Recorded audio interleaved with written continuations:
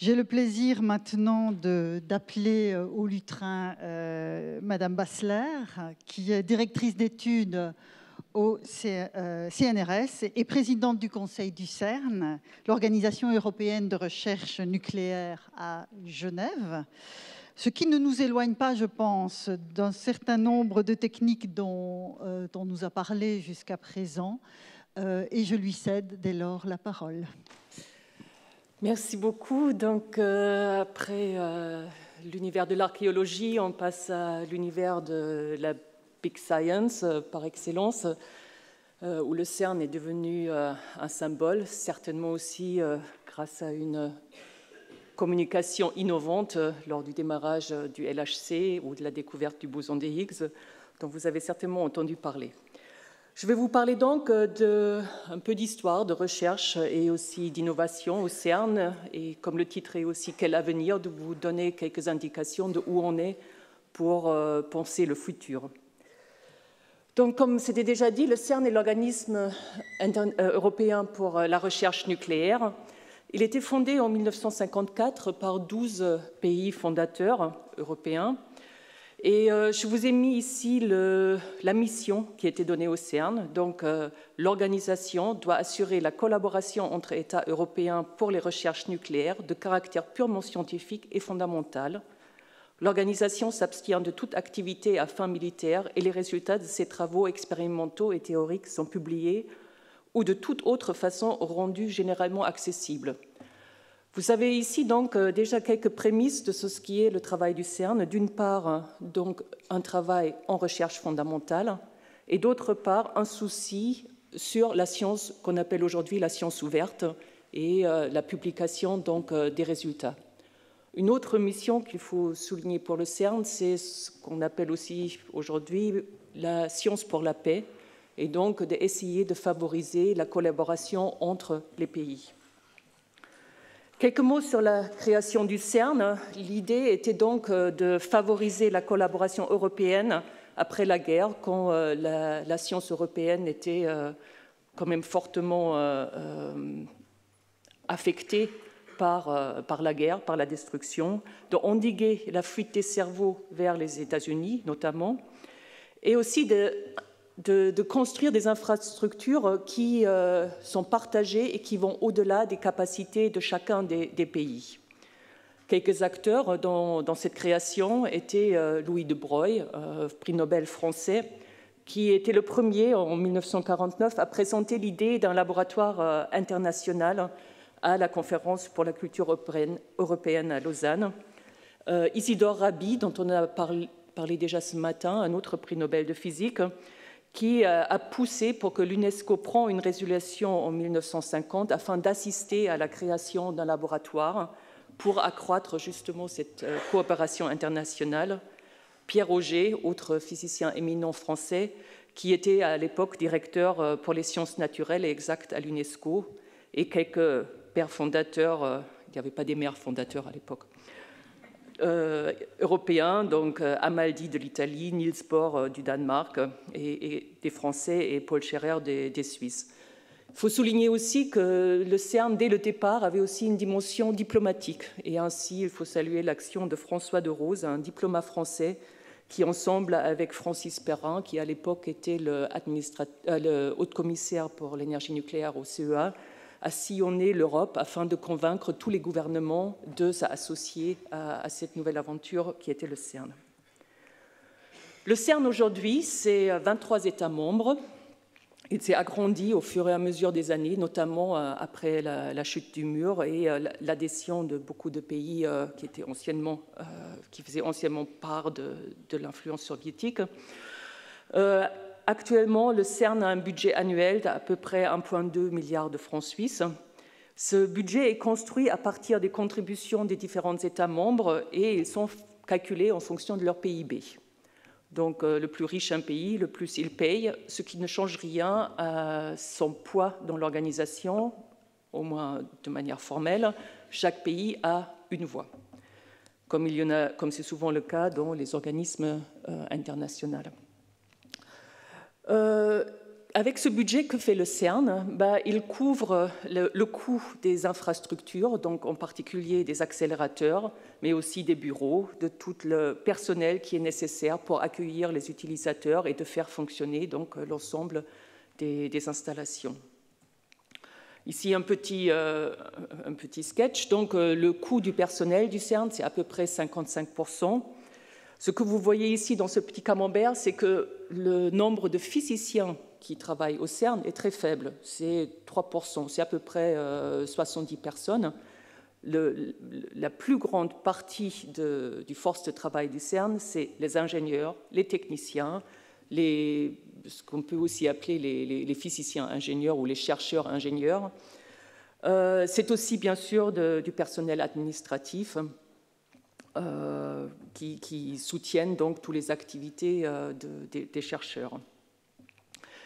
Le CERN a à peu près 2500 employés et bien sûr, vu son installation à Genève sur la frontière franco-suisse, il y a une grande partie des employés qui viennent de la France, environ la moitié.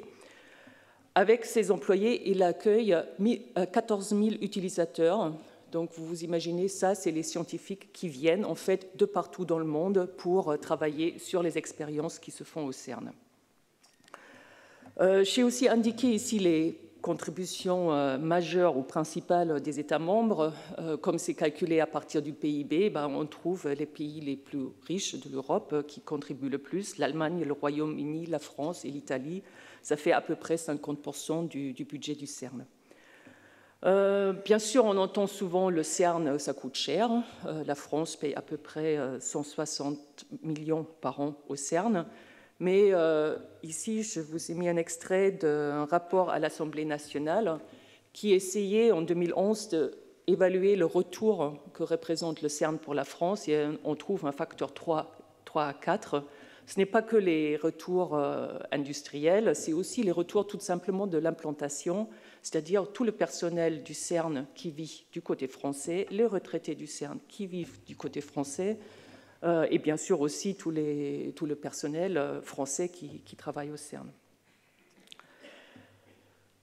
Le CERN, de par sa création, a été quelque part une innovation parce que c'était la première fois qu'on créait vraiment un organisme international pour faire de la science à travers des différents pays. Et il a servi de modèle. Ainsi, par exemple, en 1962, le CERN a inspiré la convention pour l'ESO, le European Southern Observatory, l'organisme d'astronomie et d'astrophysique qui opère les télescopes, notamment en Chili. Ces deux organismes étaient proches pendant très longtemps et en 1970, un accord de collaboration a été signé entre le CERN et l'ESO parce que la compétence qui a été développée au CERN pour construire des grands instruments était également utile aux astronomes. Et jusqu'en 1980, l'ESO avait même ses locaux, son siège au CERN avant de déménager à Garching, en Allemagne, en vue de la croissance du nombre de personnel qu'il allait accueillir. Un autre émulé du CERN était aussi l'ESA. En 1958, après le choc du Spoutnik, Amaldi et Auger, qu'on a déjà vus dans les pères fondateurs du CERN, avaient émis l'idée que ce serait peut-être utile aussi de créer un organisme à la CERN pour toute la recherche spatiale en Europe, afin de rester compétitif avec les grandes puissances, les États-Unis et la Russie. Et ainsi, un premier organisme, l'ESRO, a été fondé en 1964, suivi après par l'ESA, comme on la connaît aujourd'hui, en 1975, qui était l'unification de deux autres organismes. Aujourd'hui, l'époque où on crée des organismes internationaux pour la recherche est un peu révolue. Les États sont devenus beaucoup plus frileux de s'engager à si long terme dans des aventures scientifiques. Néanmoins, il y a encore des nouvelles créations, notamment dans l'idée science pour la paix.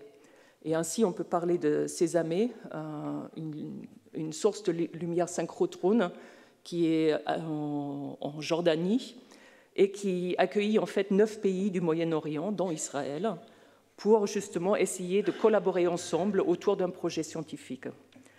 Un autre projet qui est actuellement en gestation, ça s'appelle SEIST, il y a une petite erreur d'orthographe, qui est l'idée de construire une facilité de hadrothérapie dans les pays du Balkan, justement dans la même idée d'essayer de mettre ensemble les pays qui étaient en conflit, mais autour d'un projet avec un but commun. Les deux projets étaient initiés en fait par des anciens directeurs généraux du CERN qui portaient cette idée de science pour la paix et aussi de diplomatie scientifique.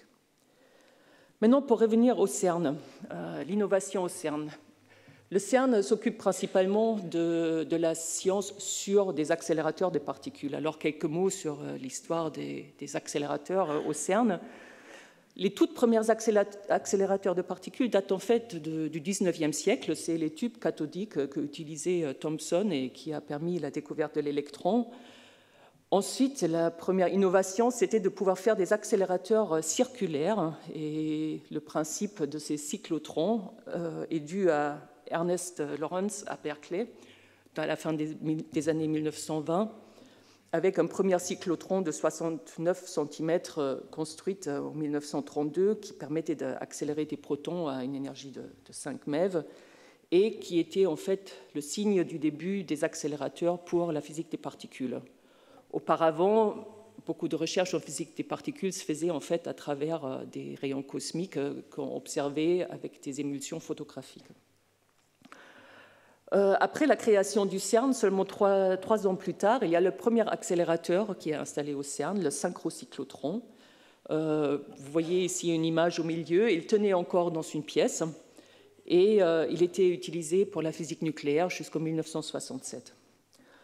À la fin des années 50, donc ça allait très vite, 5 ans après la création du CERN, on passe à une échelle plus grande, le proton-synchrotron, qui est en quelque sorte le premier grand accélérateur. Il avait 630 mètres de circonférence.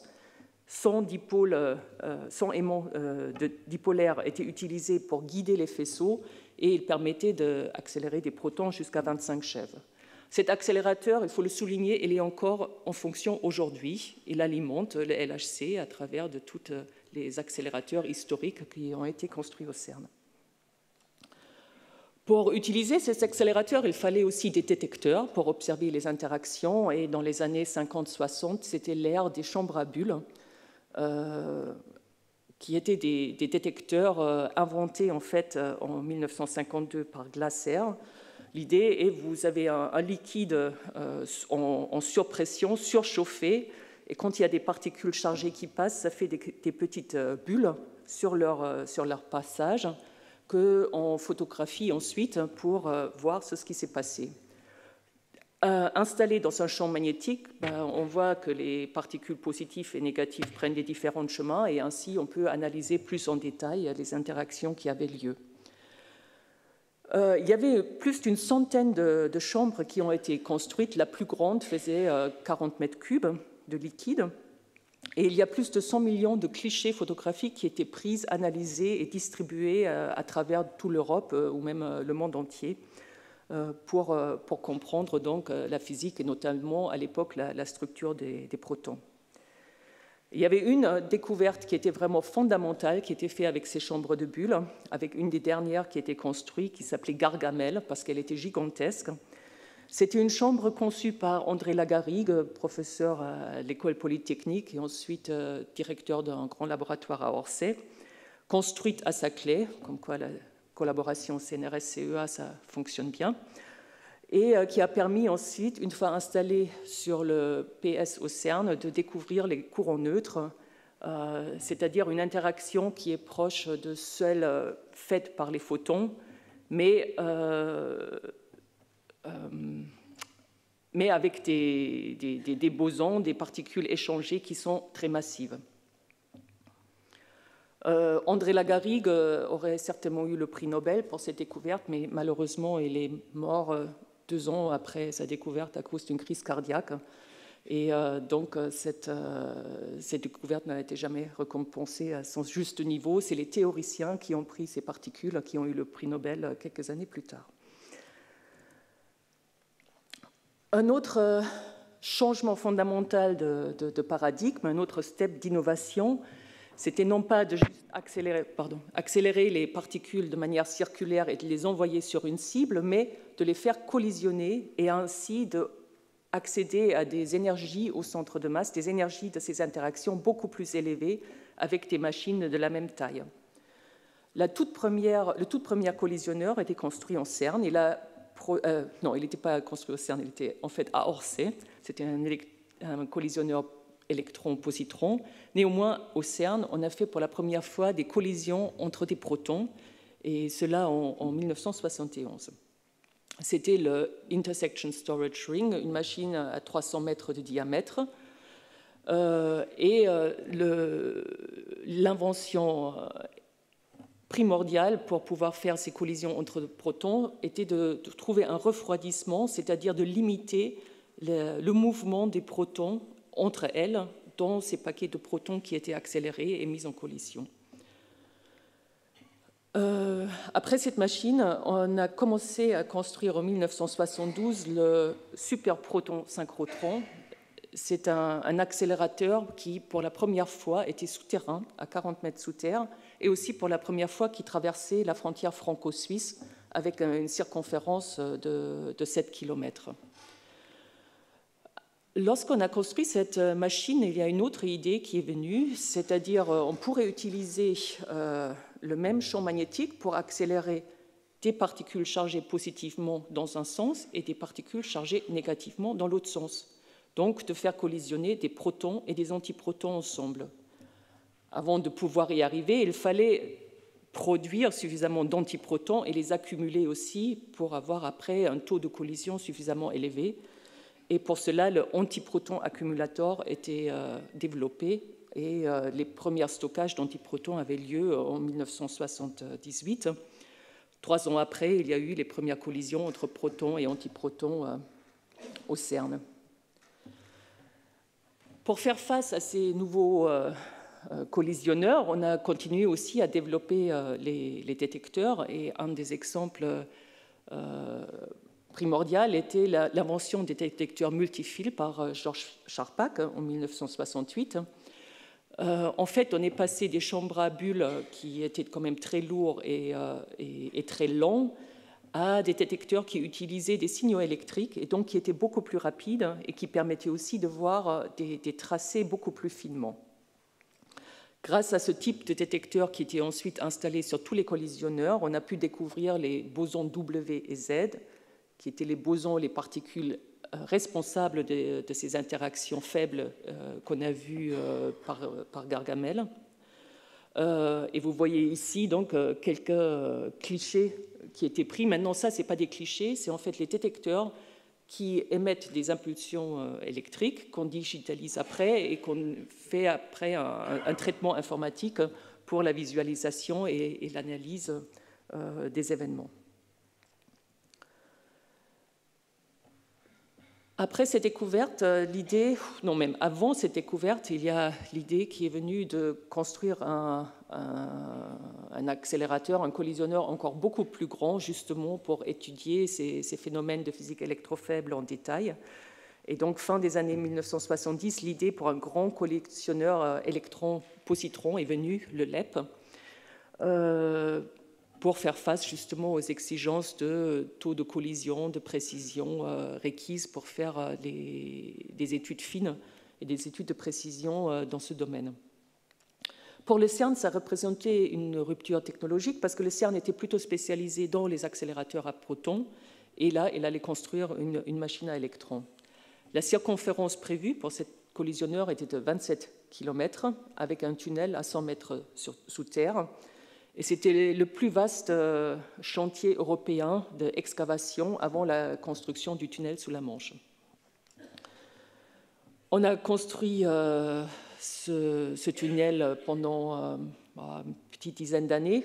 Vous voyez ici le président de la République qui s'était déplacé à l'époque pour la pose de la première pierre ou la première pelle qui était excavée. Et il était mis en service le 14 juillet 1989, certainement aussi pour reconnaître les efforts de la France dans sa construction. C'était le jour de la bicentenaire de la Révolution française. L'accélérateur a pris des données jusqu'à l'an 2000, où il était arrêté lors d'une grande discussion entre les physiciens parce qu'il a ouvert la chasse au boson des Higgs. Et il y avait certaines rumeurs que peut-être on avait vu le boson des Higgs, etc. Finalement, il y avait juste une limite qui était émise à 115 GeV, qui était donc la dernière limite avant l'LHC. La machine était arrêtée aussi parce qu'on devait enlever en fait le LEP de ce tunnel pour y mettre le LHC et donc pour commencer une autre aventure. Avec ce détecteur, donc, la chasse au boson des Higgs était ouverte. Et ce que je vous montre ici, c'est le papier historique de Peter Higgs, où il a prédit en quelque sorte le boson. Comme avec toutes idées nouvelles, bien sûr, ce n'était pas le seul à avoir l'idée. Et à l'époque, il y avait au moins une équipe belge avec Françoise Englert et François Prout qui travaillaient là-dessus, mais aussi une équipe aux États-Unis. Néanmoins, c'était dans la publication de Peter Higgs, dont la première version du papier a été refusée par un prix Nobel, et qui a demandé de faire des prévisions de ce que cette théorie pouvait en fait amener, qu'on a retrouvé donc la prédiction qu'en fait une nouvelle particule devrait voir le jour. Et cette nouvelle particule était appelée le boson des Higgs 2 ans après par un collègue théoricien lors d'une conférence et est restée comme ça depuis dans le jargon des physiciens. Ça a pris encore une dizaine d'années avant qu'on commence vraiment à réfléchir comment on pourrait trouver cette nouvelle particule. Et ici, vous voyez la première publication par 3 théoriciens qui réfléchissait quelle signature une telle particule devrait avoir dans un détecteur des particules. Et ce que je trouve très amusant, c'est ce qu'ils disent dans l'abstract. Nous nous excusons auprès des expérimentateurs, mais nous n'avons aucune idée quelle est la masse du boson des Higgs. Pour cela, nous n'aimerons pas encourager les recherches du boson des Higgs. Bien sûr, c'était un peu ironique parce qu'il donnait quelques pistes comment on pouvait trouver ce fameux boson, et les chercheurs se sont bien mis en route pour le trouver. Le chemin était long avant de trouver ce fameux boson, notamment pour construire le LHC, et je voudrais d'abord m'arrêter un peu donc, sur la construction de cet accélérateur. Les premières idées du LHC venaient en 1984 lors d'un workshop fondateur de Lausanne. Vous voyez là sur le côté les actes de ce colloque, où on imaginait encore d'avoir le LHC juste construit au-dessus du LEP et d'avoir les 2 accélérateurs même en fonctionnement ensemble. La recherche et le développement de comment il fallait construire cette machine a fait que ce n'était pas possible parce que finalement le LHC prenait trop de place dans le tunnel et il fallait donc enlever tout le LEP. Après ces premières idées, il fallait encore attendre 12 ans avant que les gouvernements et le conseil du CERN étaient prêts à dire on approuve ce projet et on commence à le financer, à le construire. Il fallait encore attendre plus de 10 ans avant que la construction ait été terminée et les premiers faisceaux ont circulé dans la machine. Vous vous rappelez certainement aussi que quelques jours après, il y avait un incident dû à une connexion électrique fautive qui a fait qu'il y avait un réchauffement du hélium qui est utilisé pour refroidir les LHC, qui a donné une sorte d'explosion à l'intérieur du tunnel. Et il fallait 1 année pour remettre tout ça en route. Et donc, en 2009, finalement, les premières collisions étaient enregistrées. Les chiffres qui sont liés au LHC sont gigantesques. Pour le construire, il fallait plus de 100 000 hommes-ans dans le monde académique, des physiciens des particules, mais aussi les spécialistes des accélérateurs dans les universités, dans les laboratoires, entre la conception et le démarrage de cette machine. Ils ont produit plus d'1 million de notes techniques qui étaient revues par les divers comités qui accompagnaient tout le projet. Et des collaborateurs d'instituts, de partenaires industriels de plus de 50 pays étaient impliqués dans la construction. Qu'est-ce qui était innovant avec les LHC? Déjà, il y avait plus de 1200 aimants supraconducteurs avec un champ magnétique très élevé qui ont dû être conçus, construits, installés, testés. Ces aimants sont nécessaires pour guider les protons lorsqu'ils tournent en rond, mais aussi pour focaliser les faisceaux avant qu'ils puissent interagir. On a regardé quel était le temps de développement et de construction pour ces aimants, et il fallait 25 ans. Et ça donne aussi une échelle pour toute future machine où on voudrait même utiliser des nouveaux matériaux et donc où il faut encore tout un temps avant pour maîtriser ces matériaux et les amener à un état industrialisable parce que, bien sûr, il faut industrialiser les processus si on veut construire une telle machine. En total, il y a plus de 10 000 aimants supraconducteurs qui sont installés dans le LHC. Et si on dit supraconducteur, on dit refroidissement parce que la supraconductivité avec les matériaux utilisés est atteinte juste à des températures de 1,9 Kelvin, donc à moins de 271 degrés Celsius. Ce qui veut dire qu'il faut construire un système de cryogénie qui produit un froid plus froid que le froid intersidéral. Il y a 150 tonnes de hélium superfluide qui sont utilisées, ce qui représente à peu près un quart de la production mondiale en hélium. Pour que les particules circulent dans l'accélérateur sans interagir avec les gaz résiduels, il faut faire un vide qui est un vide de 10-13 atmosphères, c'est-à-dire c'est un vide plus vide que l'espace interplanétaire. C'est une pression qui est 10 fois plus faible de ce qu'il y a sur la Lune. En plus, il faut un système de protection des aimants et des équipements qui est ultra sophistiqué et ultra fiable, parce que l'énergie qui est stockée dans les aimants est de à peu près 11 gigajoules. Donc, c'est l'énergie d'un Airbus A380 à 700 km/h. Et quand vous pensez qu'il y a le moindre pépin et il faut évacuer cette énergie dans une dizaine de secondes, ça vous donne une dimension de ce qu'il faut comme maîtrise sur ces machines et sur la fiabilité des diagnostics qu'il y a autour. Un mot sur le coût du LHC. Le coût total du LHC est chiffré à environ 4,6 milliards de francs suisses. On ne compte pas le coût de la main-d'œuvre, c'est juste le coût de l'investissement. Ce que je vous ai mis dans la figure là-haut à gauche, c'est en fait le coût spécifique des différentes installations à partir du proton synchrotron qui était construit dans les années 60 jusqu'au LHC, en fonction de l'énergie que ces machines ont produit. Et ce qu'on voit, c'est en fait que ce coût baisse. C'est-à-dire la construction et le financement du LHC n'était possible que parce qu'on a appris à industrialiser les processus, à développer des technologies qui étaient économiquement plus viables, qui étaient moins chères, et qu'on a fait un immense travail sur la coopération avec les industriels qui étaient impliqués dans le projet. Qu'est-ce que ça veut dire, par exemple, pour la France ? En 1995, c'était François Fillon qui a accordé une contribution exceptionnelle de la France pour la construction du LHC.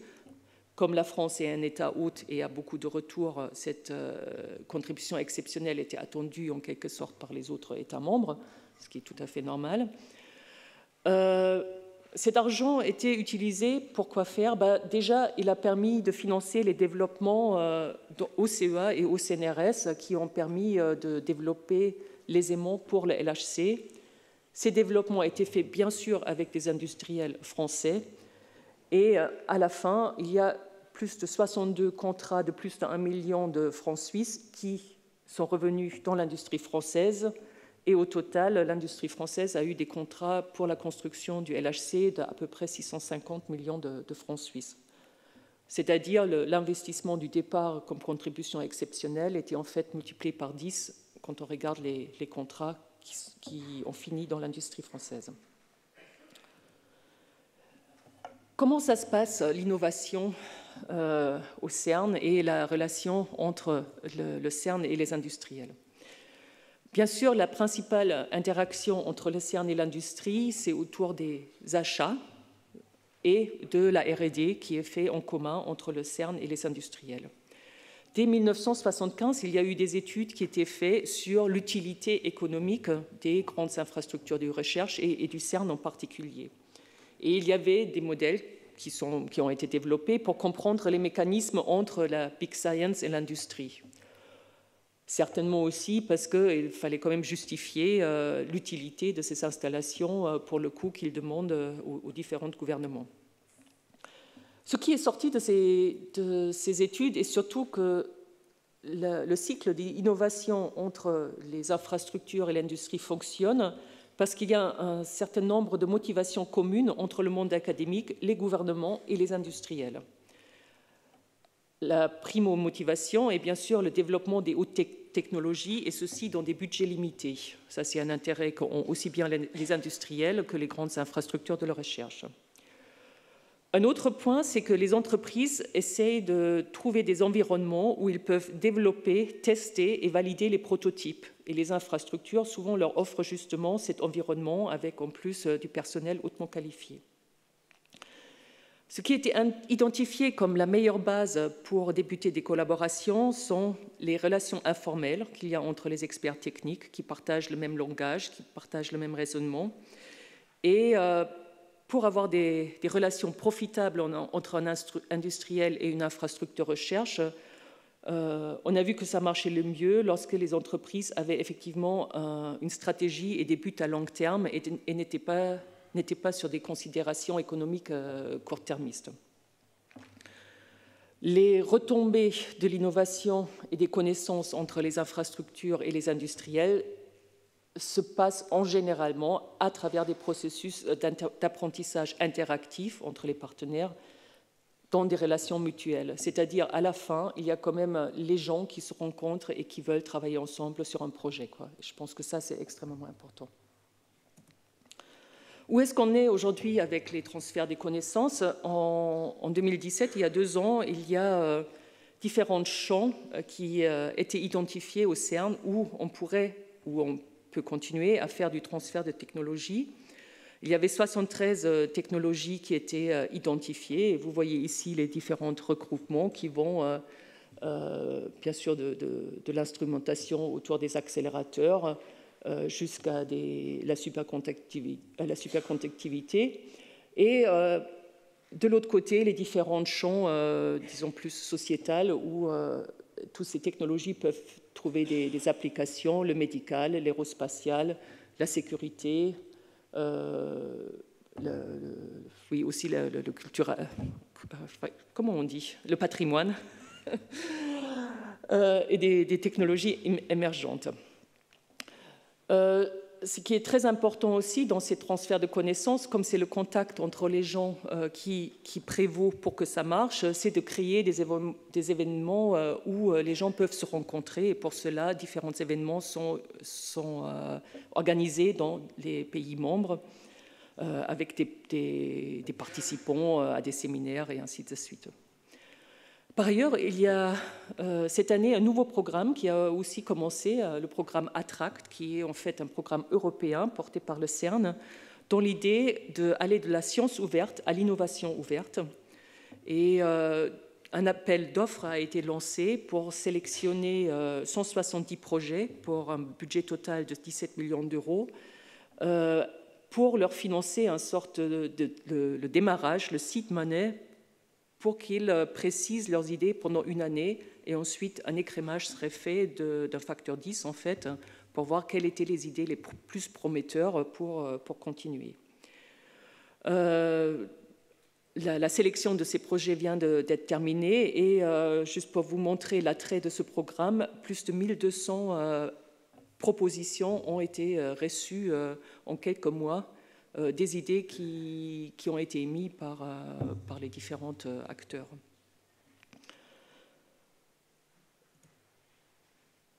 À quoi servent la physique fondamentale ? Bien sûr, à faire de la science, et je pense que ça va toujours rester le but premier. Néanmoins, on a aussi quelques applications des développements technologiques qui sont utilisés dans la vie de tous les jours, on peut dire. Toute première, les accélérateurs de particules. Dans le monde, il y a environ 30 000 accélérateurs des particules. Et seulement une vingtaine, en fait, sont utilisés en recherche fondamentale, en physique nucléaire et en physique des particules. 17 000 accélérateurs des particules sont utilisés aujourd'hui, notamment en médecine. Un exemple où ils sont utilisés, c'est par exemple l'hadronothérapie, c'est-à-dire on utilise des faisceaux de protons ou de carbone sur des tumeurs, notamment des tumeurs du cerveau ou des tumeurs de l'œil. Et dans le monde, il y a 100 000 personnes qui ont été déjà traitées par cette méthode. En Europe, 50 000, la moitié, certainement aussi parce qu'il y a une grande savoir-faire autour de ces technologies en Europe. Un autre exemple, c'est les aimants. Donc, pour le LHC, on a dû développer des aimants à très haut champ. Actuellement, on teste des nouveaux matériaux superconducteurs, le Nobium 3 tin, avec lequel on a pu atteindre des champs de 13 à 14 Tesla. Mais ces grands aimants sont aussi utilisés en IRM, dont on a déjà entendu parler ce matin. Et à Neurospin, à Saclay, il y a actuellement un aimant construit par le CEA de 11,7 Tesla qui est installé pour faire de la IRM. Et vous voyez ici en bas comment la résolution des images augmente lorsque le champ magnétique augmente. Et on peut effectivement voir les structures du cerveau avec une précision absolument époustouflante. Bien sûr, 12 Tesla, c'est un champ magnétique assez fort. Et je pense qu'avant qu'on mette des humains là-dedans, il y aura un certain temps qui va s'écouler parce qu'il semblerait que sur les singes, quand ils s'en sortent, ils sont un peu abasourdis et ils ont besoin d'un certain temps pour se retrouver. Une autre application, les détecteurs des particules eux-mêmes. Donc, on est passé des détecteurs à multifils de Charpak à aujourd'hui beaucoup de détecteurs à base de silicium qui sont beaucoup plus rapides avec des résolutions spatiales beaucoup plus élevées et aussi une électronique de lecture, des chips avec des performances ultra rapides. Ces technologies sont utilisées dans la tomographie électron-positron. Vous voyez une image ici en bas. Et vous voyez aussi une image de la première radio 3D qui était obtenue grâce au développement des chips qui étaient faits entre le CERN et des laboratoires dans les États membres, où on peut maintenant reconstruire à partir des radios l'image intérieure 3D d'un bras humain, par exemple, mais aussi de toutes les autres parties d'un corps. Une autre application, c'est le développement du calcul. Traiter les données du LHC est un grand chantier. Je vais en dire quelques mots après encore là-dessus.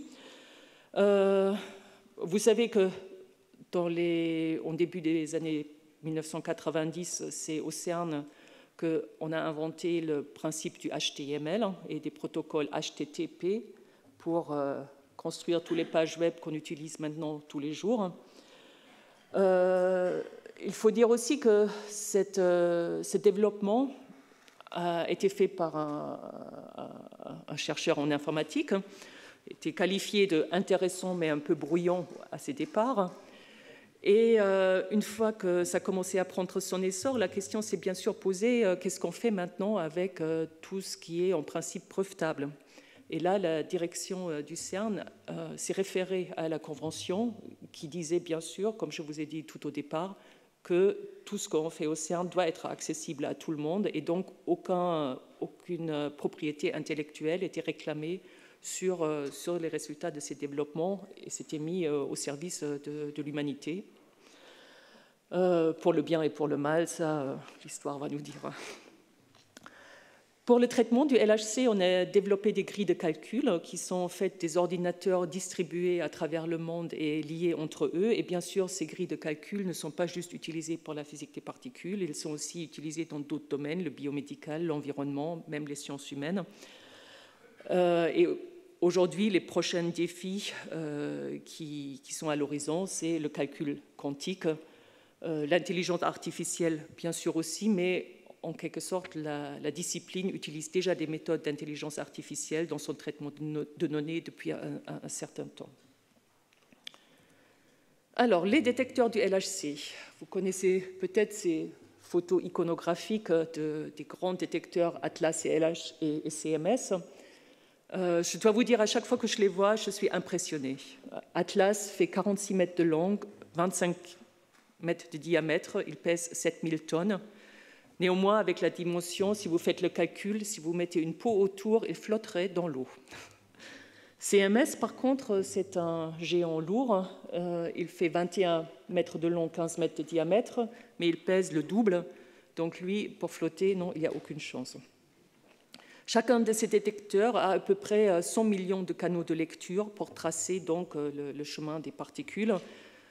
Il y a 3000 km de câbles électriques qui sont utilisés pour alimenter, lire les signaux et ainsi de suite. Vous imaginez l'effort que ça a été pour les tirer.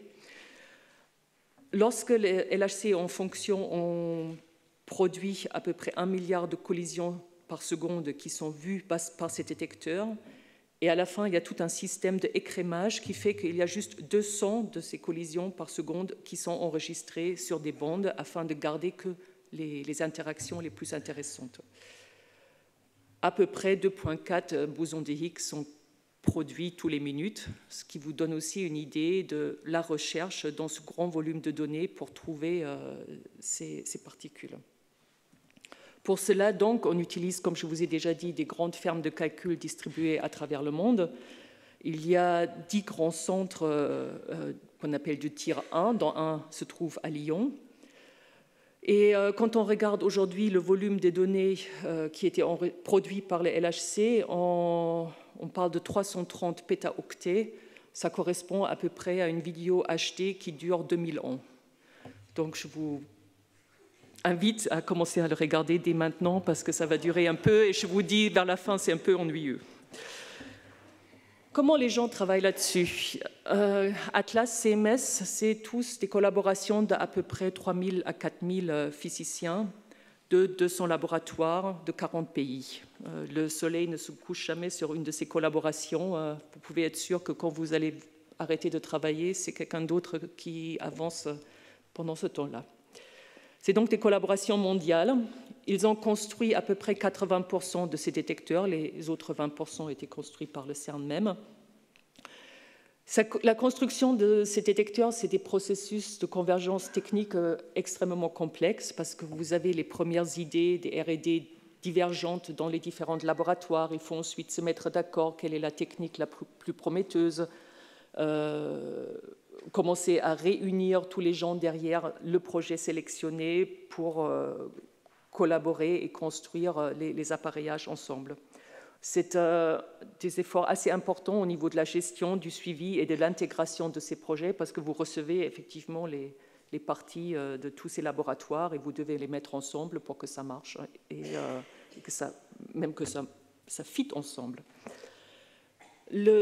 Comment c'est possible de travailler de cette manière? Parce que, bien sûr, vous avez un chef de projet qui est dans un laboratoire aux États-Unis, vous travaillez en Serbie, hiérarchiquement, il n'a rien à vous dire.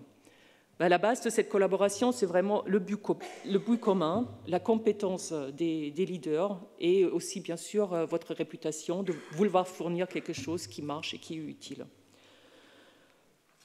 Les contributions à ces détecteurs sont fournies généralement sur une base de best effort. Chaque laboratoire essaie de faire au mieux. Et bien sûr, derrière, il y a des considérations de fair share, c'est-à-dire vous avez 200 physiciens qui vont travailler dans une collaboration de 3000 personnes. Il faut que votre contribution soit à peu près en relation avec. Les accords de collaboration sont généralement des documents, mais qui ne sont pas juridiquement contraignants.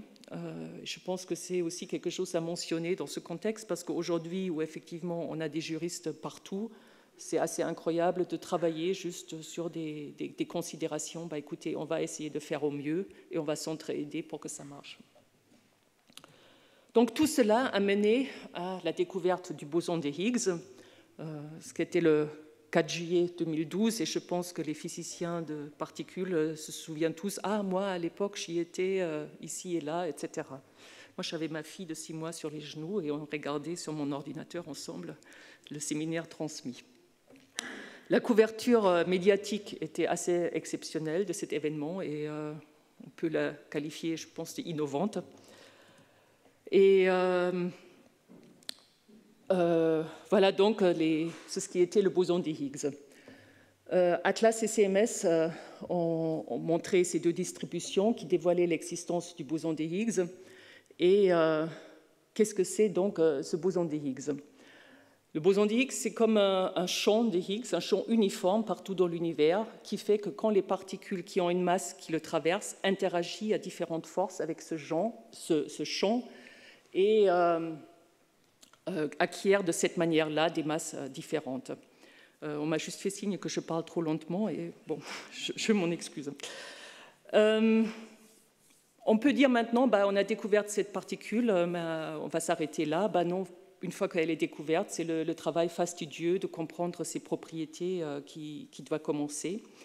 Et donc depuis, on a vérifié que cette particule a effectivement les propriétés quantiques qu'on attend. On a mesuré sa masse, les couplages avec les autres particules. Et on a vu que toutes ces propriétés sont en accord avec les précisions à peu près 10% près.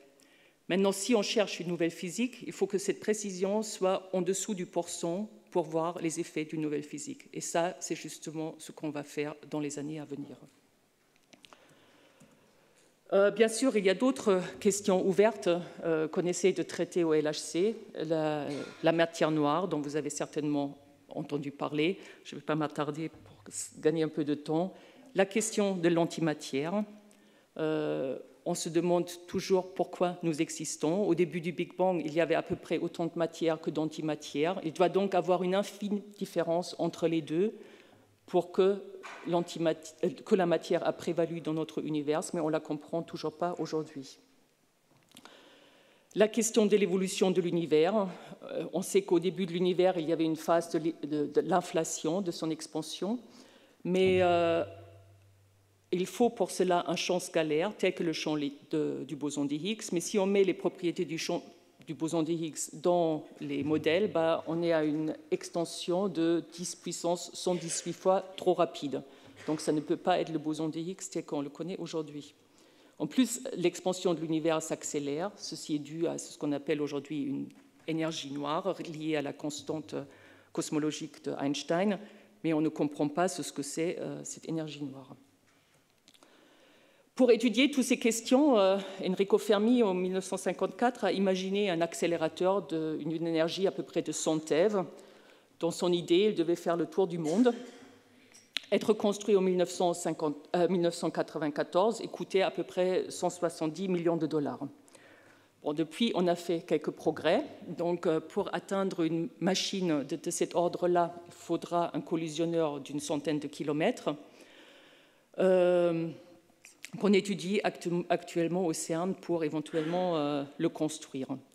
Il y a aussi d'autres projets, bien sûr, d'accélérateurs au CERN pour mesurer justement en détail les propriétés du boson des Higgs, notamment un collisionneur linéaire d'une cinquantaine de kilomètres. Et les deux projets sont actuellement discutés pour les comparer. Il y a d'autres développements technologiques. Il y a des verrous à ces machines-là qu'il faut résoudre, notamment des aimants supraconducteurs à très haut champ, à 16, à 20 Tesla, qui peuvent être obtenus avec des matériaux supraconducteurs à haute température, mais pour l'instant, on ne maîtrise pas ces matériaux pour en faire vraiment des aimants et des bobines. Il y a bien sûr un grand intérêt industriel et sociétal à développer de tels aimants. Il y a aussi des nouveaux concepts d'accélérateurs, des accélérateurs à muons, des accélérateurs laser plasma dont vous avez peut-être entendu parler. Quels sont les défis de tout ça? Le coût d'un nouveau collisionneur dépassera clairement le budget du CERN et il faudra donc le concevoir vraiment comme une infrastructure globale. Avoir éventuellement des financements publics, si oui, comment et avec quelle gouvernance pour ce type de machine. Ensuite, la recherche fondamentale est motivée aujourd'hui par les questions scientifiques. L'innovation est essentielle, mais ce n'est pas le but. Or, il y a quand même une tendance aujourd'hui à mettre l'accent sur l'innovation seulement. Et c'est pour ça que je vous ai mis là-bas l'image de la nouvelle Commission européenne, où on ne parle plus de recherche, mais d'innovation. Est-ce qu'il y aura donc une motivation suffisante des gouvernements pour soutenir une telle entreprise ? Les temps pour ce type de recherche est long, et donc il faut des engagements à long terme. Des structures coordonnées et stables sont donc essentielles. Et ça, c'est aussi un point important. On a vu des projets, notamment aux États-Unis, être annulés parce que le Congrès, une année, a coupé les crédits. Un autre point important, c'est la maîtrise de l'impact environnemental. On travaille beaucoup en ce moment sur l'efficacité énergétique, les idées d'achat durable pour les matériaux dont on a besoin, l'utilisation des gaz à effet de serre dans les systèmes de refroidissement et ainsi de suite. Je vous ai mis une autre boutade, c'est bien sûr le trou noir dont on a beaucoup discuté avant le démarrage du LHC. Il faut bien sûr aussi une acceptation sociétale pour ce type de recherche. Des scénarios possibles, voici de quoi on discute. Bien sûr, le CERN n'est pas le seul endroit où on imagine de construire des nouveaux accélérateurs. Il y a le Japon, où on réfléchit sur une machine linéaire. Il y a la Chine, qui réfléchit aussi à un accélérateur circulaire d'une centaine de kilomètres, et différentes compositions de projets au CERN. Vous voyez les échelles en temps. Certaines projections vont à des machines qui finiront de prendre des données en 2090. Je pense que c'est nos petits-enfants ou petits-petits-enfants qui vont peut-être finir leur thèse sur ces machines-là.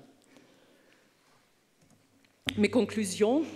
Ce qui était déjà dit ce matin, hier soir, c'est que le progrès scientifique et le progrès technologique vont main dans la main. Au CERN, l'innovation se fait, entre autres, grâce à l'excellence, je pense, des gens, et une excellence qui surtout valorise l'initiative personnelle. Vous êtes dans une grande structure de 3000 personnes. Bien sûr, il y a des process définis, mais vous ne faites pas de l'innovation si vous dites juste à votre collègue « Écoute, moi, j'ai coché toutes les petites cases, c'est bon, c'est plus mon problème ». L'innovation se fait parce que les gens sont impliqués et motivés. Ensuite, bien sûr, l'écosystème qu'il y a entre le monde de la recherche et l'industrie et des intérêts partagés sont primordiaux. Quelque chose qui est cher au CERN, c'est bien sûr de ne pas que faire du transfert de technologies au CERN avec des industriels qu'on connaît déjà, mais de favoriser l'émergence de transferts de connaissances dans tous les États membres. Et vous imaginez le challenge, la France, l'Allemagne, le Royaume-Uni, l'Italie, c'est des pays hautement développés, de favoriser aussi un transfert de connaissances dans des pays comme la Roumanie, la Bulgarie, etc. C'est important pour que l'Europe commence vraiment à devenir un ensemble cohérent. Les grands projets tels que le LHC sont bien sûr à la fois un moteur dans l'innovation, mais ils peuvent aussi être un frein. Lorsque leur opération devient tellement lourde qu'ils prennent toutes les ressources, on n'a plus de place pour permettre justement l'espace de créativité nécessaire à l'innovation. Et c'est pour ça qu'il est très important de continuellement réfléchir comment libérer les espaces, les marges, les nouvelles idées, les nouveaux types de collaboration qui permettent l'émergence de l'innovation. Merci.